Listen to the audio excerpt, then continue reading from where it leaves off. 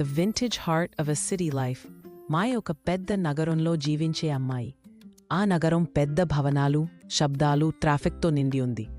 చాలా మందికి వేగంగా ముందుకు సాగడం అలవాటు, కాని మాయ మాత్రం కొంత భిన్నంగా ఉండేది. ఆమెకు పాత వస్తువులు చాలా ఇష్టమయ్యాయి. పాత దుస్తులు, పాత సంగీతం, పాత పుస్తకాలు, పాత జీవనశైలి.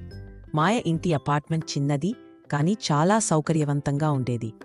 పాత మార్కెట్ల నుంచి ఆమె సేకరించిన వింటేజ్ ఫర్నిచర్తో డెకరేట్ చేయబడింది. అక్కడ 1940ల వుడెన్ కుర్చీ, 1940ల రౌండ్ మిర్రర్, 1960ల సంగీతం ప్లే చేసే రికార్డ్ ప్లేయర్ ఉన్నాయి. ప్రతి చోట పాత జ్ఞాపకాలు దాగి ఉండేవి. ప్రతి ఉదయం మాయ వింటేజ్ దుస్తులు వేసుకుని బయలుదేరేది. ఆమెకి నానమ్మ స్టైలున్న మృదువైన, చుట్టుముట్టిన పూల దుస్తులు చాలా ఇష్టమయ్యాయి. ఆమె స్నేహితులు నవ్వుతూ, మరింత ఫ్యాషన్లో ఎందుకు పోతావు అని అడుగుతుంటే, మాయ, నాకు పాతకాలం సమీపంలో ఉండడం ఇష్టం అంటుంది. మాయ పెద్ద ఆఫీస్ బిల్డింగ్లో పనిచేస్తుంది. అందరిలాగా కంప్యూటర్, ఫోన్ వాడుతుంది, కాని చిన్న నోట్బుక్ తన వెంట ఉంచుతుంది. ఆ నోట్బుక్లో పాత వంటకాలు, వింటేజ్ సినిమాల కోట్స్, కథల ఆలోచనలు ఉంటాయి.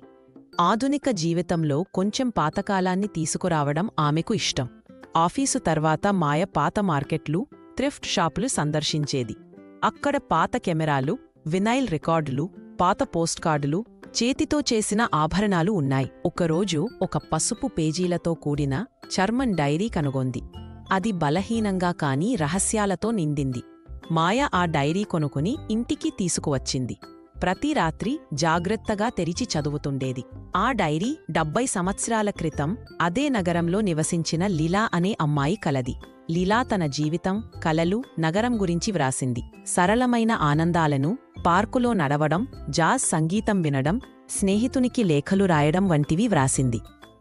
మాయకు లీలాతో లోతైన సంబంధం ఏర్పడింది. వారి జీవితం వేరు అయినా ఇద్దరూ నగరాన్ని, దాని కథలను ప్రేమించారు. ఆ డైరీ నుండి ప్రేరణ తీసుకుని మాయ తన కథలు రాయడం ప్రారంభించింది. వింటేజ్ హార్ట్ అనే బ్లాగ్ ప్రారంభించి ఆధునిక నగరంలో పాతకాల జీవితం గురించి రాసింది. ఆ బ్లాగ్ చాలా పాపులర్ అయింది. మాయ వింటేజ్ దుస్తులు వేసి పాత మార్కెట్లకు వెళ్లి చేతితో లేఖలు పంపిన కథలు పాఠకులకు ఇష్టమైంది. కొంతమంది తమ కథలు, పాత ఫోటోలు పంపారు. అందులో మాయ చాలా సంతోషంగా భావించింది.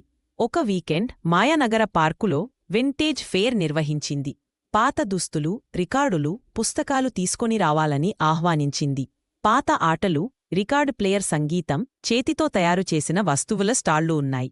చాలామంది వచ్చి పాతకాలపు జీవితాన్ని తెలుసుకున్నారు. ఫేర్లో మాయ మిసెస్ రావో అనే